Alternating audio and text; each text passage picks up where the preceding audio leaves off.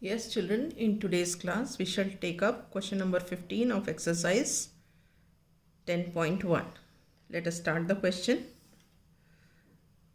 Sweetie runs around a square park of side 75 meter.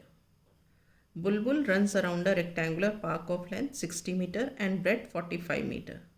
Who covers the less distance? तो देखो यहाँ पे एक केस है स्वीटी का और दूसरा केस है बुलबुल का.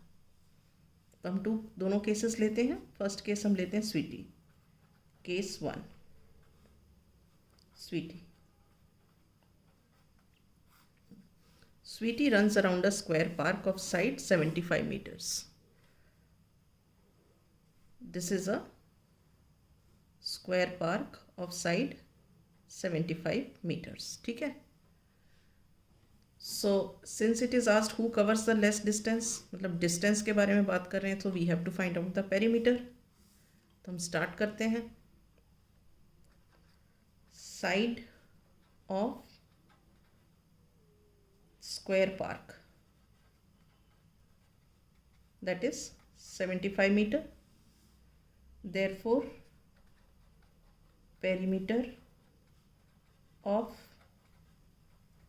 square park, this is equal to 4 into side, 4 into length of side, so 4 into 75 meter, which is equal to 300 meter. ठीक है.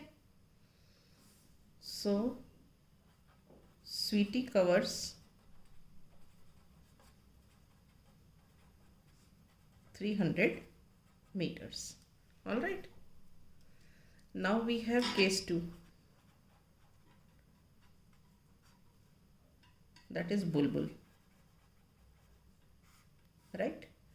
A Bulbul runs around a rectangular park. ये है हमारा rectangular park. Length is 60 meter, breadth is 45 meter. ठीक.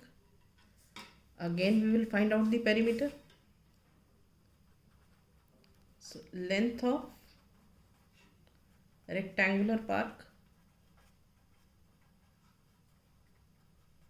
this is equal to 60 meter, and breadth of rectangular park, this is equal to 45 meter. So perimeter of rectangular park 2 times 60 plus 45 meter, which is equal to 2 into 105 meter. This is equal to 210 meter. ठीक है. तो यहाँ पे क्या है? बुलबुल covers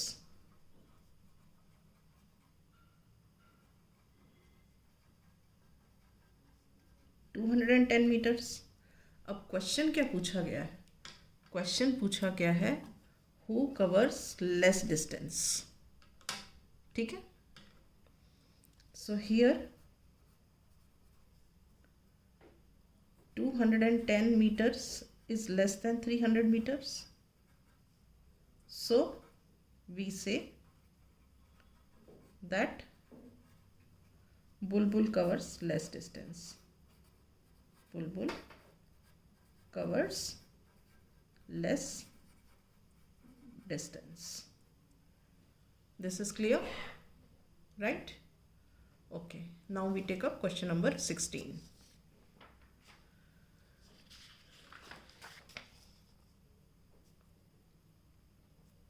Question 16 is, what is the perimeter of each of the following figures? What do you infer from the answers? अब यहाँ पे कई फिगर्स दिए हैं. इस पेज पे 2 हैं, नेक्स्ट पेज पे भी 2 हैं. तो हमें पूछा गया है कि इनका सबसे पहले तो हमने पेरीमीटर निकालना है, और हम उस पेरीमीटर निकालने के बाद हम क्या कंक्लूड करते हैं, हमें क्या समझ आता है. तो सबसे पहले तो हम पेरीमीटर निकाल लेते हैं इनका. सो ये क्या है? सारी साइड्स इक्वल है तो ये स्क्वायर है.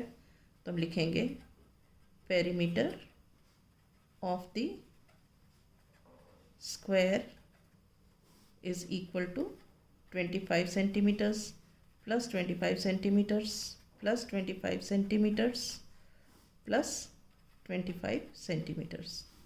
ये 4 है तो हमने 1 2 3 4 4 25 सेंटीमीटर्स लिख दिया. ऐड किया तो 25 प्लस 25 50, 50 प्लस 25 75, 75 प्लस 25 100. तो ये हो गया 100 सेंटीमीटर्स. ठीक है, तो इस फिगर का पेरीमीटर आया 100 सेंटीमीटर्स. अब ये देखो, ये दो 30 सेंटीमीटर्स हैं, ये दो 20 सेंटीमीटर्स है. मतलब क्या है, ये एक रेक्टेंगल है. तो हम निकालते हैं इसका perimeter. Perimeter of the rectangle, this is equal to what?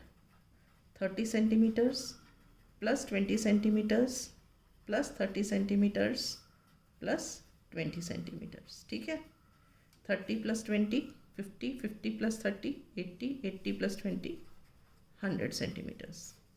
तो आपने क्या देखा, इस फिगर में भी पेरीमीटर 100 सेंटीमीटर है और इसमें भी पेरीमीटर 100 सेंटीमीटर है. अब बाकी दो फिगर्स भी देख लेते हैं. ये देखो, ये भी रेक्टेंगल है, ये दोनों 40 हैं और ये दोनों 10 सेंटीमीटर्स हैं. तो perimeter of the rectangle is equal to what? 40 centimetres plus 10 centimetres plus 40 centimetres plus 10 centimetres. 40 plus 10 50, 50 plus 40 90, 90 plus 10 100.